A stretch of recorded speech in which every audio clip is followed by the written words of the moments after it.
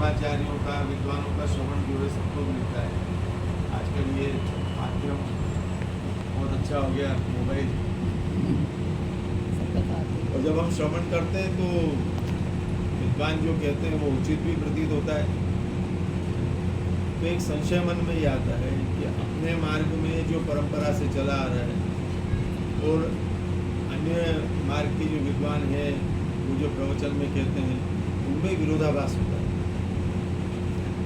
जैसे आप किसी और संत को, विद्वान को सुनेंगे तो वो कभी ऐसा नहीं कहेंगे कि आप किसी और मंदिर में मत जाओ, एक ही देव के मंदिर में जाओ, कभी सुनने को नहीं मिलेगा। मंदिर में जाने का, मंदिर में दर्शन करने का, भगवत भजन करने का जो महात्मा वो सब कहेंगे, पर ऐसा नहीं कहेंगे कि आप राम के मंदिर में ही जाओ अथवा कृष्ण के मंदिर में ही जाओ, है ना। अन्य विद्वानों के मुख से नहीं सुना, पर अपने यहाँ कहा जाता है कि कृष्ण का भी मंदिर वो हो जो पुष्टि मार्ग के आचार्यों द्वारा प्रतिष्ठित। कृष्ण के भी अन्य मंदिर जो हैं जो सुमार्गीय आचार्यों द्वारा स्वरूप प्रतिष्ठित नहीं है, उनमें भी नहीं जाना चाहिए। तो अब ये विरोधाभास होता है ना। प्रश्न ये उपस्थित होता है कि भाई भगवान के मंदिर में जाने में क्या समस्या है, क्यों नहीं जाना चाहिए? भगवान तो किसी भी रूप में प्रकट हो, भगवान ही रहेंगे, तो फिर किसी भी और मंदिर में क्यों नहीं जाना चाहिए? तो पुष्टि मार्गीय दृष्टिकोण आपको कह रहे हैं। तो इसमें भाव अपने यहाँ ऐसा है कि भगवान श्री कृष्ण के परिपूर्ण अवतार होने का श्रीमद् वल्लभाचार्य चरण ने जो है प्रतिपादन किया, शास्त्र किया। ये जो परात्पर पूर्ण पुरुषोत्तम जिनकी महिमा वेदादि शास्त्रों में कही है, वो सब गुण यदि किसी स्वरूप में भगवान के किसी अवतार में अगर प्रकट हैं तो वो कृष्ण है। ध्यान देना, सर्वगुण। ये कहने का अभिप्राय ये नहीं है कि अन्य अवतार जो हैं वो भगवत स्वरूप नहीं है, पर उन अवतारों में भगवान ने अपने सभी गुण प्रकट नहीं किए। जितनी आवश्यकता थी परिस्थिति अनुसार उतने ही गुण धर्मों को प्रकट किए, सब गुण प्रकट नहीं किए। जैसे भगवान श्री कृष्ण महाराज के समय जितनी गोपी थी उतने ही कृष्ण हो गए। रामचंद्र जी हुए नहीं हुए, तो भगवान है, इसमें कोई संशय नहीं है ना। पर वो सब भक्तों के मनोरथ स्वरूप एक ही समय में हो जाना, ये कार्य रामचंद्र जी में संभव नहीं, क्योंकि उनके अवतार की मर्यादा। एक पत्नी व्रतधारी थे, है ना, तो सब गोपियों के साथ जो है रमण करें ऐसा संभव नहीं। इसलिए रामचंद्र जी ने माधुर्य भाव जिनका श्री रामचंद्र जी के प्रति प्रकट हुआ, है ना, मिथिला की वनिताएं हैं, तो उन सबको वर प्रदान किया कि कृष्णावतार में तुम्हारे मनोरथ पूर्ण होंगे। और इस विषय में गर्ग संहिता प्रमाण है ना। और कृष्णोपनिषद में भी ब्रज में, मथुरा में अथवा द्वारिका में भगवान के स्वरूपानंद को जिन भक्तों ने प्राप्त किया वो क्यों इस योग्य हुए कि भगवान अपने स्वरूप पर रहा आनंद उनको दान करें, उसकी कथा लिखी कि पूर्व जन्म में कौन थे। तो रामावतार में, नरसिंहावतार में, वामनावतार में जिन जिन भक्तों के मनोरथ उस अवतार की मर्यादा से कुछ विशिष्ट हुए, तो उन अवतारों ने अपनी मर्यादा भंग नहीं की और उनको वर प्रदान किया कि कृष्णावतार में तुम्हारे मनोरथ पूर्ण होंगे। कृष्णावतार के लिए क्यों कहा? वामन भगवान ने भी, नरसिंह भगवान ने भी, श्री रामचंद्र जी ने भी, सबने वर क्या दिया? कृष्णावतार में तुम्हारा मनोरथ पूर्ण होगा, है ना। ये वर देना ही इस बात का प्रमाण है, कृष्णस्तु भगवान स्वयं। परमात्मा के सभी गुण यदि किसी रूप में प्रकट हुए हैं तो वो केवल कृष्ण हैं। अन्यथा रामादि जो भगवत स्वरूप हैं वो क्यों ये वर देते कि कृष्णावतार में ही तुम्हारा मनोरथ पूर्ण होगा, किसी और अवतार में क्यों नहीं कहा? तो कृष्णावतार के कल्पे सारस्वती प्राप्त ब्रजे गोपियों भविष्य। सारस्वत कल्प आएगा तब ब्रज में गोपी बन के तुम प्रकट होगी। यही क्यों वर दिया?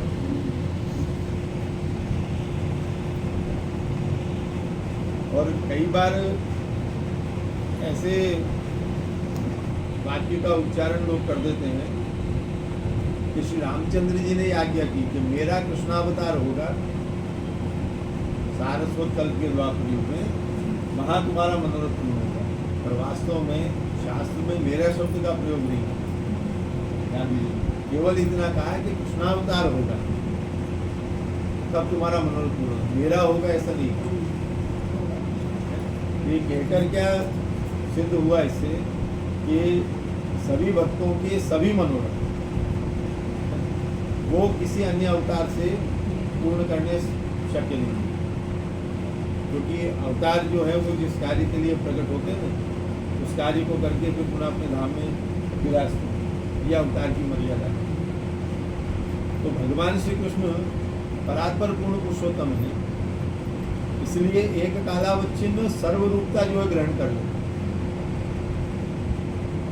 ब्रह्मा जी को कृष्ण के ब्रह्म होने में संदेह हुआ, तो ग्वाल बाल बछड़ा सबको चुरा के अपने धाम में पधरा दिए। अब वहाँ से देख रहे हैं कि अब देखें कृष्ण क्या करते हैं। तो जितने ग्वाल बाल बछड़ा छड़ी वेद इत्यादि थे वो सर्वरूप कृष्ण होते, जड़ चेतन सब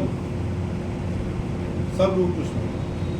अन्य आदि रूप जो उनके चीके थे, उसमें जो भोजन उनकी माँओं ने दिया था उन ग्वालों की, वो सर्वरूप कृष्ण होते। तो जो वेद कह रहे हैं कि वो परमात्मा को होने के सो अन्नमय है, यहाँ भगवान ने प्रकट कर दिया अन्य रूप होते।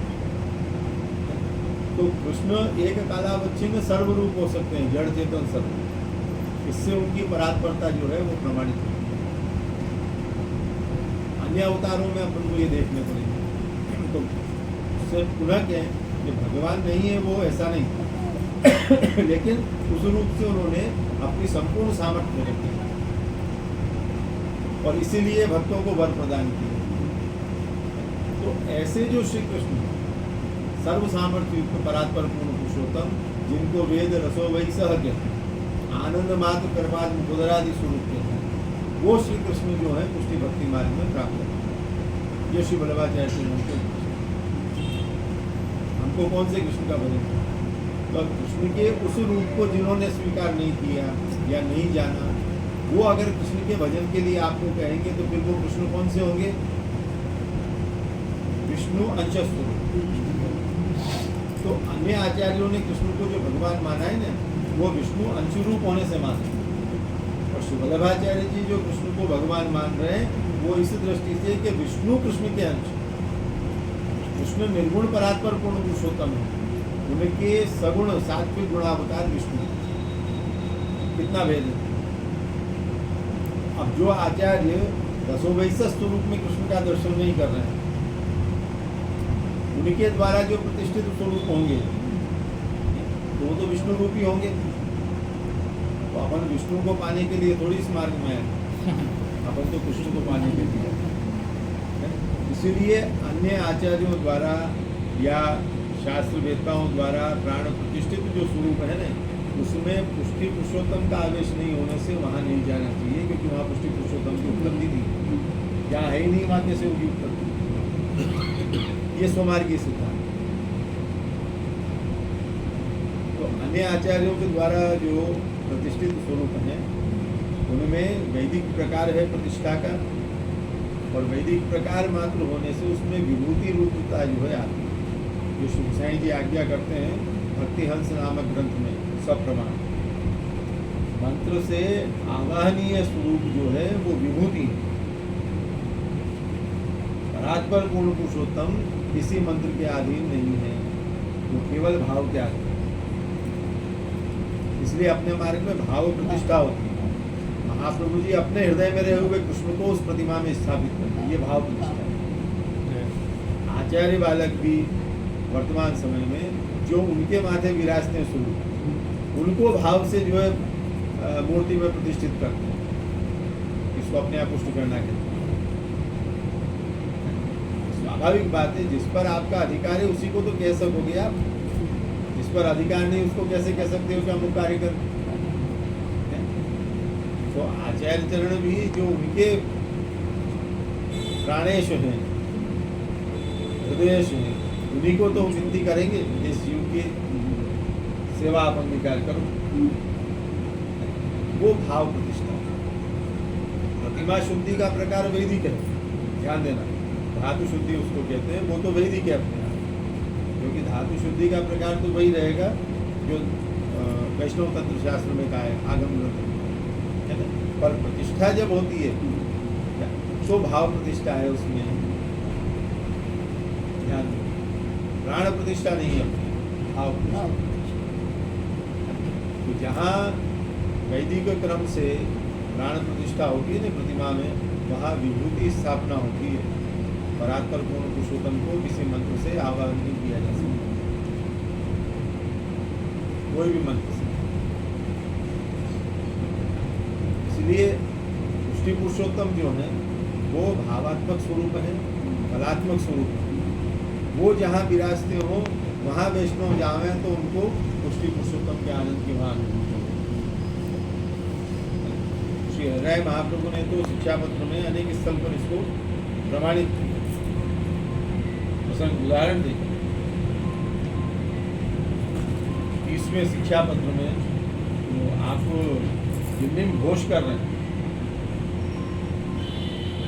ईश्वर जी महाराज टीका में आज्ञा करें तो पुष्टि मार्गीय वैष्णव को कहाँ कहाँ भगवत आनंद की अनुभूति स्पष्ट लिखा है श्रीनाथ जी मंडल और आचार्य बालकों के घर जहाँ पुष्टि पुरुषोत्तम विराजते और भगवदीय वैष्णव के घर जहाँ पुष्टि यहाँ सब जगह वैष्णव के घर, पूर्ण पुरुषोत्तम तो वहाँ भी विराज रहे हैं, उनके घर में भी अनुभूति हो। वार्ता प्रसंग प्रमाण है, एक वैष्णव क्या दूसरे वैष्णव सेवा करें तो प्रभु उनको भी जतावा, पुष्टि पुरुषोत्तम वहाँ भी विराज रहे। तो महाप्रभु जी गोसाई जी द्वारा जो सेवित हैं उन स्वरूप के दर्शन आदि सेवा आदि में अपन को तत्पर रहना चाहिए, ये बात। इसलिए अन्यत्र जो विराज रहे हैं भगवत स्वरूप हैं पर पूर्ण पुरुषोत्तम पूर्ण में, और हम पूर्ण पुरुषोत्तम श्री कृष्ण को पाने के लिए इस पुष्टि भक्ति मार्ग में आए। तो जहाँ जो है नहीं वहाँ ढूंढने का प्रयत्न करोगे तो काल की व्यर्थता होगी, समय व्यर्थ जाएगा। हम तो वैष्णवों को कहते हैं कि किसी ऐसे मर्यादा मार्गीय मंदिर में जाने से अच्छा तो जो वैष्णव पुष्टि मार्गी है, पुष्टि पुरुषोत्तम की सेवा करते हैं, उनके घर में जाके ठाकुर जी के दर्शन करें, वो श्रेयस्कर है, उसमें कल्याण। आपको एक प्रमाण दे, श्री महाप्रभु जी के सेवक हुए गोविंद हुए, श्री हरिराय महाप्रभु ने इन सभी भगवदियों के लीलात्मक स्वरूप जो है वो निरूपण किया। गोविंद दुबे जो है वो द्वारिका लीला के अधिकारी जी, भगवान ने द्वारका में लीला करी ना, तो वहाँ के अधिकारी जी श्री महाप्रभु जी ने उनको पुष्टि पुरुषोत्तम पधराए और भजनी और ब्रजाधिपति ये उपदेश किया। ब्रज के अधिपति श्री कृष्ण जो है उनका भजन करना, उनकी सेवा करना। अब वो द्वारिका लीला के जीव, अब मोर पंख धरा में ठाकुर जी को तो आनंद ही नहीं आ रहा, बेटा बाघ इत्यादि केवल लहराएं तो आनंद नहीं आए, वो ठाकुर जी के परगनी के श्रृंगार करें तो आनंद नहीं आ रहा। अब द्वारका में तो भगवान राजा धीराज हैं तो जरी बागा सेला जो है धरे और उनको कृष्ण मुकुट आदि के श्रृंगार हुआ, उनकी रुचि तो उसमें क्योंकि द्वारका लीला के जीव। अब ब्रज लीला की भावना करें तो आनंद आए। श्री महाप्रभु जी को पत्र लिखा कि कृपानाथ सेवा करत में चित्त में बड़ी व्यग्रता हो। तो महाप्रभु जी की बताई प्रणालिका से सेवा कर रहे हैं पर आनंद नहीं प्रकट हो रहा। क्यों नहीं हो रहा? कि मूल वे जीव जो है द्वारिका लीला की, और वहाँ ठाकुर जी इस प्रकार के श्रृंगार धराते नहीं है जो ब्रज में धराए। उनका तो भाव जो है वो द्वारिका लीला का और सेवा करें ब्रज लीला की, तो कैसे आनंद आए? श्री महाप्रभु जी ने नवरत्न ग्रंथ उनको लिख के दिया, चिंता का भी लगा दिया। और और उसमें ये आपने समझा दिया कि ठाकुर जी जो तुमको प्रेरणा कर रहे हैं, सेवा की जिस क्रम में तुमको आनंद आ रहा है तुम उसी क्रम से सेवा करो, तो उसी सेवा में तुम आनंद पाओ। फिर वैसे ही सेवा का क्रम उन्होंने रखा और द्वारकाधीश का ही भाव करते तो उनको सेवा में आनंद आने लगा। ये सब ग्रंथ जो है ना, ये भगवदियों के चरित्र अपने लिए प्रमाण है। तो पुष्टि मार्गीय वैष्णव को तो श्री महाप्रभु जी द्वारा सेवित स्वरूप आपके द्वारा बताई प्रणाली कार्य है उसके अनुसार सेवा करें, उन्हीं से तो अन्य मंदिरों में जाना ये स्वतो गमन में ओचा। श्री महाप्रभु बड़ी सुंदर आज्ञा करें, स्वतः शब्द ध्यान दीजिए, अन्यस्य भजनम तत्र स्वतो गमन में ओचा। अन्य का भजन और भजन के लिए अन्य मंदिर में स्वतः जाना, इसका अपने अनुसार। स्वतः गमन के दो अर्थ होते हैं, स्वतः यानी अपनी इच्छा से गमन जाना है, तो उसका दूसरा अर्थ क्या होता है कि जैसे एक पतिव्रता स्त्री अपनी इच्छा से किसी और पुरुष में चित्त को रखे तो उसको फिर व्यभिचार कहते हैं, उसको व्यभिचार कहते हैं। कोई किसी के गुण सौंदर्य का खूब बखान करे अपने आगे, पर वो सुनकर भी हमारा चित्त उसमें नहीं लगे तो हम अव्यभिचार। स्वतः गमन स्वतः शब्द का अर्थ क्या है, पर सुनकर अगर हमारा चित्त उसमें चला जाए तो फिर व्यभिचार की प्राप्ति। इसलिए किसी अन्य मंदिर में स्वतः अपनी इच्छा से नहीं करना।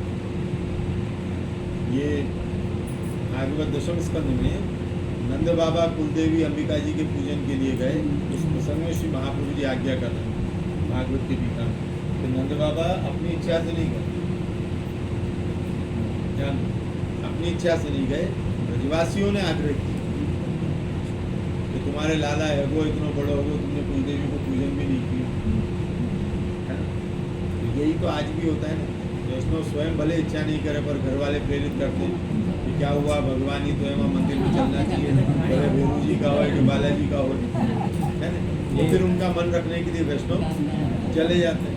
तो ऐसे ही नंद बाबा भी चले गए कि चलो ब्रजवासी सब भट्ट कर रहे हैं तो चले, तो अजगर ने पकड़ लिया, है ना। अब ये आप समझना, हम यदि ग्रसित जनों के मन को रखने के लिए, उनकी प्रशंसा के लिए अगर चले भी जाए तो अपना चित्त उस स्वरूप में नहीं जाना चाहिए। अगर अपना चित्त उसमें गया तो फिर काल रूपी अजगर पकड़। तो इतने दृढ़ यदि अपन हैं कि हम किसी भी भगवान के मंदिर में चल जाएं, हमारे श्रीनाथ जी हमारे हृदय से नहीं जाएंगे, तो जाने में अपनी भक्ति में कोई भी न्यूनता नहीं है। और अपना चित्त ही अगर भ्रमित हो जाए बस, तो फिर व्यभिचार दोष प्राप्त। इसलिए पुष्टि मार्गीय वैष्णव को तो जहाँ पुष्टि पुरुषोत्तम विराजते हैं और पुष्टि मार्गीय प्रणाली का अनुसार भगवत सेवा होती है, वहीं दर्शनादि करने चाहिए। श्री हरिराय जी स्पष्ट जो है 30वें शिक्षा पत्र में आज्ञा कर रहे हैं कि वैष्णव को वहीं आनंद की अनुभूति है, अन्य तो नहीं। इसलिए अपने मार्ग में ये बात कही जाती है कि अन्य मंदिरों में नहीं जाना चाहिए। अब आई बात समझ, और कुछ पूछना हो आप? पुष्टि मार्ग नहीं है, जैसे वहाँ जाके भाव वही रहे, श्री जी बाबा के दर्शन कर रहे हैं, जैसे किसी हनुमान जी के मंदिर में गए। भी ध्यान रखो, अगर स्वतः जाके अगर भावना कर रहे हो तो वो अनुचित है। अपने घर में श्रीनाथ जी जब साक्षात विराज रहे तो फिर कहीं और जाके भावना क्यों करें? इसीलिए स्वतो गमने में उचित। श्री महाप्रभु जी के वचन तो ध्यान दो, अपनी इच्छा से अपन जाए तो फिर वो अन्याश्रय, क्योंकि अपने घर में पुष्टि पुरुषोत्तम विराज रहे हैं, फिर अन्यत्र जाके क्यों भावना करना? ये स्वतः शब्द इस भाव का सूचक है कि कभी परिस्थिति वशात घर में प्रतिकूलता नहीं हो, इन सब कारणों से यदि अगर जाना पड़े तो भी चित्त अपने सेव्य स्वरूप में रखना, नहीं तो अन्याश्रय दोष प्राप्त। जैसे परिवार में कोई वैष्णव थोड़ी है, कोई वैष्णव, पर अब शादी ब्याह हो तो जाना पड़ता है। हाँ, निषेध नहीं है ना। हाँ, घर में शादी। अरे जब भगवत दर्शन का ही निषेध नहीं तो ब्याह शादी का कहाँ से निषेध होगा? ब्याह शादी में भी जाओ, सब हाँ, जाओ, और अपने- सब देवताओं का सम्मान करो, जय श्री कृष्ण बोलो उनसे। हाँ, बस पर अपनी इच्छा से जाके नहीं, अपनी इच्छा कभी जाके परिस्थिति बस जाना पड़े तो। जय श्री कृष्ण, ये जय ध्यान श्री रखो। कृष्ण करो। और अब आए से क्या? ये शिव महाप्रभु जी आज्ञा करते हैं निबंध ग्रंथ में। लौकिक और वैदिक जो है ना, वो चित्त भगवान में रखते हुए निर्वाह करना चाहिए। षोडश ग्रंथ में आज्ञा करें कापट्यादेशु नागि। लौकिक वैदिक जो है वो कपट पूर्वक हो, यानी हमको जताना भी नहीं है किसी को हाँ, किसी को, हाँ। कि हम मन से नहीं आए तुम्हारे ब्याह में, ऐसे नहीं जताना। यही तो कपट है कि मन नहीं है फिर भी हम दर्शा कैसे रहे कि हो बहुत आनंद आ रहा है आपके विवाह में, बड़ी पसंद आ रही है ना, ये कपट है। तो किसी का हृदय नहीं दुखाना चाहिए वैष्णव को, बात समझे। इसलिए भले अपने मन में रहे कि अरे कहाँ फंस गए बना के, पर वो जता में नहीं। कई बार वैष्णव क्या ऐसा ऐसी भूल कर देते हैं, हाँ, वो जो- अपने वैष्णवता का प्रदर्शन करने लग जाते हैं। क्या? अरे हम तो विवश होकर आ गए, हमको आना थोड़ी था तुम्हारे यहाँ, ये भी रहे और वहीं पे भी है। ऐसा नहीं करना चाहिए। तो कापट्यादेशु नानी था महाप्रभु मुझे आज्ञा कर रहे हैं, हृदय में अपने सेवा स्वरूप हो और फिर भले समाज आप क्या रखने। लेकर चल रहे हैं? क्या रहे हैं? आप क्या लेकर चल रहे हैं? तो विवाह आदि कार्य में जाने का वैष्णव को निषेध नहीं है। अपने भी घर में जो विवाह आदि संस्कार बालकों के इनके करने, उसमें भी कोई निषेध नहीं है, भले वो वैष्णव हो कि न हो। हमने जब आत्मनिवेदन किया तो हमारी दृष्टि में तो सब ठाकुर जी के हैं, वो माने कि नहीं माने। आत्मनिवेदन तो हमने किया, उन्होंने थोड़ी किया है। तो हमको तो ये भाव रखना चाहिए कि सब प्रभु के हैं। आपने जन का निवेदन किया ना प्रभु को, हाँ, है तो हमारे तो कुटुंबी जो भी है सब ठाकुर जी के, मित्र वर्ग आदि भी सब ठाकुर जी के, हमारे हृदय में भाव है। और यो भी शाश्वत सिद्धांत है, सब है ही प्रभु के, है ना। इस सिद्धांत को कोई नकार थोड़ी सकता है, सब प्रभु के ही है ना। और सबसे बड़ा प्रमाण ये है, कौन कब आ रहा है कब जा रहा है, इसका कोई प्रमाण है? तो अपने हो तो फिर साथ में आवे और साथ में जावे। नहीं अगर अपने हैं तो प्रमाण ये मिल रहा है ना स्पष्ट कि न कोई साथ में आवे न जावे। कोई एक के मरवे से दुनिया थोड़ी समाप्त हो रही है, सही बात समझ में। तो वैसे भी सिद्धांत से सिद्धि है कि सब प्रभु के ही है। कामयन सर्वभूतानि यंत्रारूढ़ानि माया। ठाकुर जी सबको नचा रहे हैं, कर्म फलवश किसका संयोग कब किससे हो ये तो प्रभु जानते हैं। महाफलेषु कदाचित्। तो अपने हृदय में भाव रखें कि सब प्रभु के हैं। क्रीड़ा भांडम इदं विश्वम, जैसे सब खिलौना है ऐसे अपन ठाकुर जी खिलौना है। जैसे बालक के आगे 10 खिलौना रखे हो ना, एक जो सबसे अच्छा लगता है उसको अपने पास ले लेता है। तो हम सबसे अच्छे लगे ठाकुर ने, इसलिए हमारा हाथ पकड़ लिया, बाकी नहीं लगे, घूम रहे। सीधी सी बात है, हम अच्छे लगे तो हमारा हाथ पकड़ लिया इतने सब लोगों में। अन्य से अभी खेलने की इच्छा नहीं है तो इसलिए दूर रख रखे, पर है सब ठाकुर जी की। ये बात सदैव हृदय में रखनी। वल्लभाधीश